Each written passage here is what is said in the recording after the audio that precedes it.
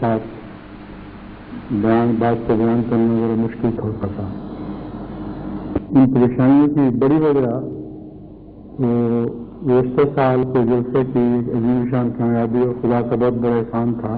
21,000 مرد اور عورتیں سارے ملنے کے لیے آنا چاہتے تھے، اور شاید دوستوں کو معلوم نہیں کہ جلسے سے بہت بڑھ کر اس کی ساری تقاضے سے بڑھ کر ملاقاتوں کا بوجھ ہوتا ہے. نہایت تکلیف دہ حالات بتانے والے بھی ہوتے تھے. پھر ساتھ کھڑے ہو کر تصویریں کھنچوانا، یہ سارے بوجھ اکٹھے، اور پھر اچانک خلا آیا. جلسے کے بعد اتنے کاموں کے بعد اچانک جیسے وقت کا خلا آ گیا، اور اس کے نتیجے میں ذہن اس قسم کی سوچوں میں مبتلا ہو گیا. کیا مناسب نہیں ہے کہ اس ذہنی کیفیت کے ساتھ جب دماغ باتوں میں الجھا ہوا ہو تو اس وقت میں نماز پڑھا کروں. اور یہ فرائیڈے 10th میری آئندہ صحت کا آغاز بن گیا ہے.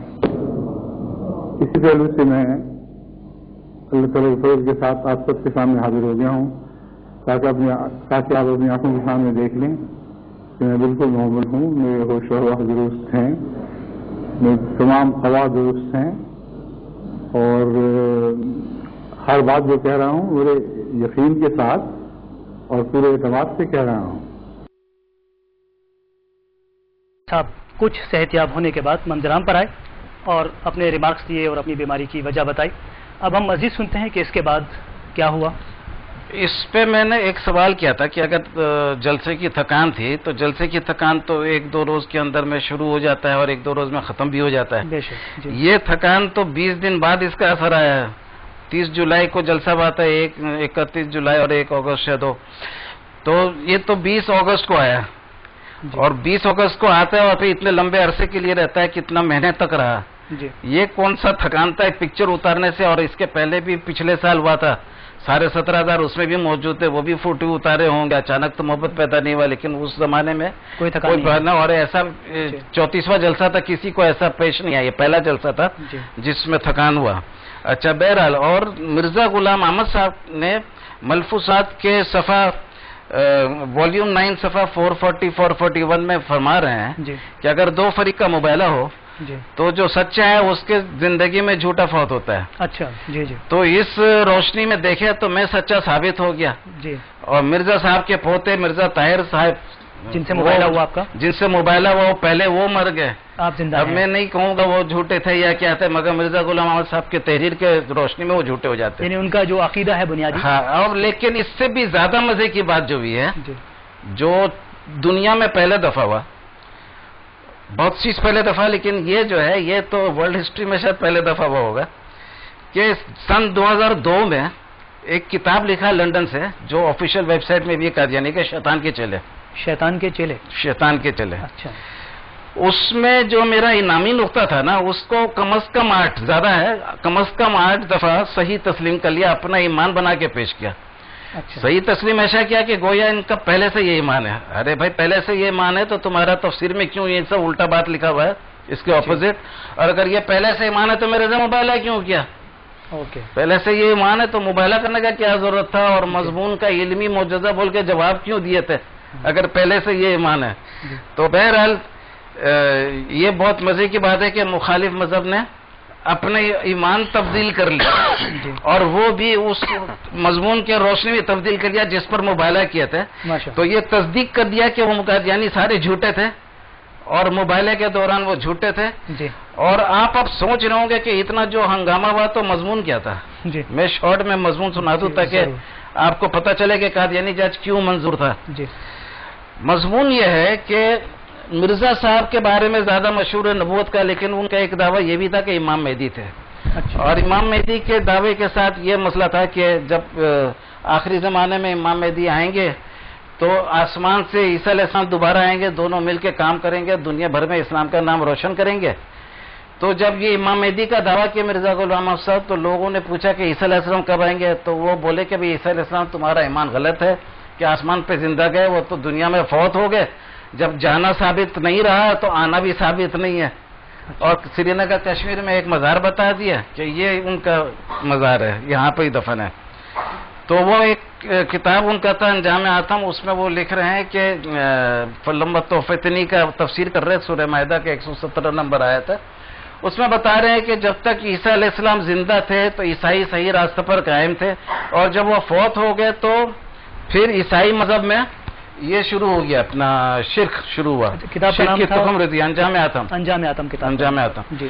اچھا، تو اس کے میں نے بتا رہے ہیں کہ اگر آسمان پہ زندہ مانا جائے عیسیٰ علیہ السلام کو تو پھر دنیا میں ماننا پڑے گا کہ شرک نہیں ہو رہی ہے.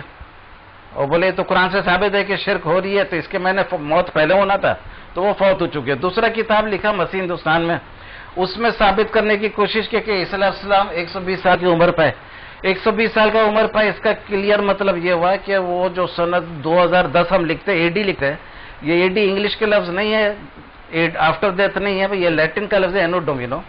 اور اس سے مطلب یہ ہوتا ہے کہ عیسیٰ علیہ السلام کی موت سے نہیں بلکہ عیسیٰ علیہ السلام کے پیدائش سے ہی کیلنڈر شروع ہوا. جب وہ 1 سال کے تھے تو سن 1 تھا، اس لیے جب وہ سب 120 سال کے عمر میں فوت ہوتے تو آٹومیٹک سن 120 ہو گیا. جی. اب تیسرا کتاب چشمے مسیح لکھ رہے ہیں مرزا غلام احمد صاحب، اس میں بتا رہے ہیں کہ جو عیسیٰ علیہ السلام کو خدا بنایا اس کا نام سینٹ پال تھا. تو سینٹ پال سن 65 میں فوت ہوا. سن 65 میں فوت ہوا تو عیسیٰ علیہ السلام کی مرزائی موت سے 55 سال پہلے ہو گیا. اچھا. کیونکہ وہ 120 سن میں فوت ہوئے مرزائی حساب سے. جی جی. اور یہ سن 65 میں تو 55 سال قبل فوت ہو گیا. 55 سال قبل فوت ہو گیا تو وہ جو قرآن کا تفسیر کر رہے ہیں کہ وہ فوت کے بعد خدا بنے، وہ بالکل غلط ثابت ہو گیا کہ فوت کے 55 سال پہلے خدا بن گیا. اور یہ وہ دلیل دیے تھے ثابت کرنے کو کہ وہ امام مہدی ہیں. جب دلیل غلط ہو گیا تو دعویٰ غلط ہو گیا. جب امام مہدی کا دعویٰ غلط ہو گیا تو نبوت خود بخود غلط ہو گیا کہ ایک سچا نبی امام مہدی کا جھوٹا دعویٰ نہیں کرے گا. تو اس حساب سے ایک اور مضمون تھا جو مرزا غلام احمد کے بیٹے نے لکھا، مرزا بشیر الدین احمد. اس نے لکھا ہے کہ رسول پاک صلی اللہ علیہ وسلم کو جبرائیل السلام نے سنایا کہ ہر نبی جو آیا ہے وہ پچھلے نبی سے نصف عمر پایا. تو نبی کریم صلی اللہ علیہ وسلم تو وہ بتا رہے ہیں کہ پھر جبرائیل السلام نے فرمایا کہ عیسیٰ علیہ السلام 120 سال کے تھے.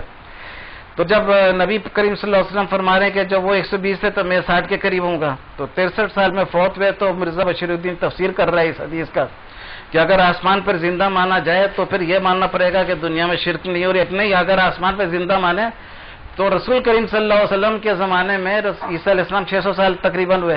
جی. تو نبی کریم صلی اللہ علیہ وسلم کو 300 سال زندہ رہنا تھا. تو میں نے اسے سوال کیا مرزا بشیر الدین محمود مرحوم صاحب، یہ بتائیے کہ اگر محمد صلی اللہ علیہ وسلم 63 سال کے تھے تو آپ کے والد مرزا غلام احمد صاحب کو 30 سال 31 سال میں فوت ہونا تھا اگر سچے نبی ہوتے. اس سے آپ کے خود ہی دلیل سے ثابت ہوا کہ آپ کے والد غلط تھے اور آپ کے مرزا طاہر سے ثابت ہو گیا کہ واقع سب غلط تھے. جی جی.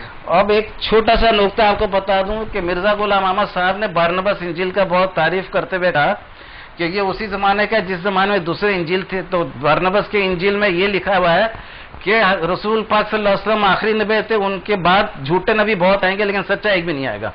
تو اس کے بعد پھر مرزا صاحب کیوں نبوت کا دعویٰ کیا؟ تو یہ ایک چھوٹی چھوٹی بات ہے. بہت اچھا ایکسپلین کیا اور ہم تو مبارکباد دیں گے آپ کو اس مباحلے میں 2 طرفہ فتح و کامیابی کی.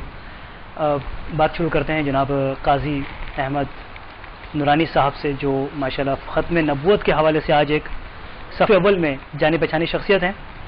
قاضی صاحب، یہ واقعہ کیسے شروع ہوتا ہے پاکستان میں؟ جب بنگلہ دیش بن گیا اور پاکستان ڈیوائیڈ ہوا، اس کے بعد یہ تحریک زور پکڑتی ہے. غالباً ایک ٹرین کا واقعہ اس سے منسلک کیا جاتا ہے، وہ بتائیے گا.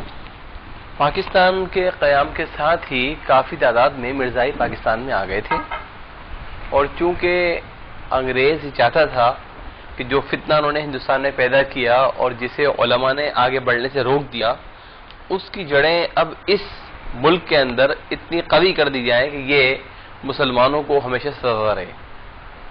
پاکستان کا پہلا وزیر خارجہ ظفر اللہ قادیانی تھا، اور اس نے پاکستان کے بڑے بڑے شہروں کے اندر قادیانیوں کو اچھی خاصی جائیداد تقسیم کی اور بے انتہا مراد دی.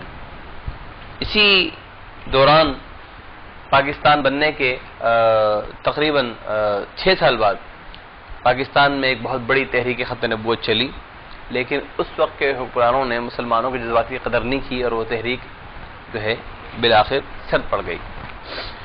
ہوا یہ کہ 1974 میں جو عظیم الشان تحریک ختم نبوت چلی اس کی بنا اس طرح پڑی کہ 22 مئی 1974 کو نشتر کالج کے طلبہ، نشتر کالج ملتان کے طلبہ جا رہے تھے اپنے مطالعاتی دورے پر. جب یہ ربوہ اسٹیشن پر پہنچے تو قادیانی نوجوانوں نے ان کو تبلیغ کی، قادیانیت کی. اس پر ان نوجوانوں نے ختم نبوت زندہ باد کے نعرے لگائے اور ان کا جھگڑا ہوا. جب یہ طلبہ 7 دن بعد 29 مئی 1974 کو واپس آ رہے تھے تو ربوہ پہ ٹرین کو روک لیا گیا اور قادیانی عناصر نے باقاعدہ مسلمان نوجوانوں پر حملہ کیا، انتہائی شدید زخمی کیا اور باقاعدہ اس کی پلاننگ کے تحت سب کچھ ہوا. یہ خبر جب پھیلی ہے پورے ملک میں تو ایک اشتعال پیدا ہوا. جہاں تک 1974 کی تحریک کے اصل کردار کا تعلق ہے، اس واقعے نے تحریک کو گرم کر دی. جیسا کہ میں نے عرض کیا کہ پاکستان میں عقیدہ ختم نبوت کے تحفظ میں ایک واضح کردار تمام علماء کے ساتھ علامہ شاہ احمد نورانی کا اور علامہ عبدالستار خان نیازی علیہ رحمہ کا نظر آتا ہے. 1953 کی تحریک میں جن لوگوں کو سزائے موت دینے کا اعلان کیا گیا تھا اس میں علامہ عبدالستار خان نیازی، علامہ خلیل احمد قادری اور جناب مودودی صاحب شامل تھے.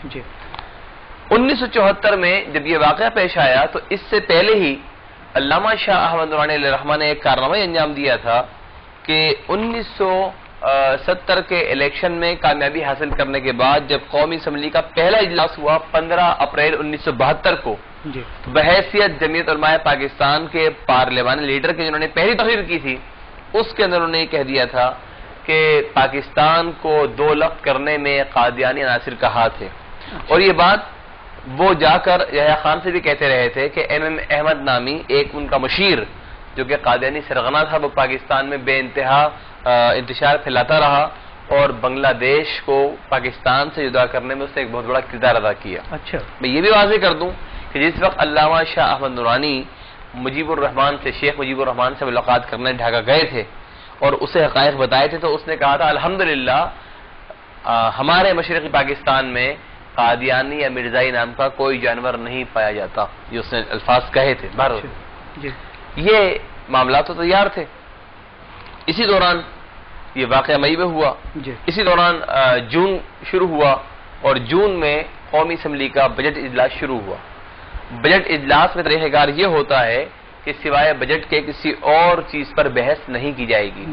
لیکن علامہ شاہ احمد نورانی علیہ الرحمہ نے کمال حکمت سے کام لیتے ہوئے 30 جون 1974 کو قومی اسمبلی کے اسپیکر، اس وقت کے اسپیکر جناب فاروق صاحب کو ایک تحریک پیش کی اور اس میں یہ مطالبہ کیا کہ قادیانی وہ خواہ مرزائی ہوں یا احمدی ہوں یہ دونوں دائرہ اسلام سے خارج ہیں.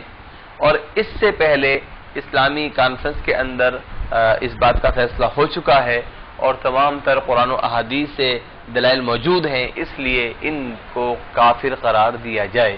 جب 30 جون کو یہ قرارداد جمع کرا دی گئی، اس کے محرک علامہ شاہ احمد نورانی علیہ الرحمہ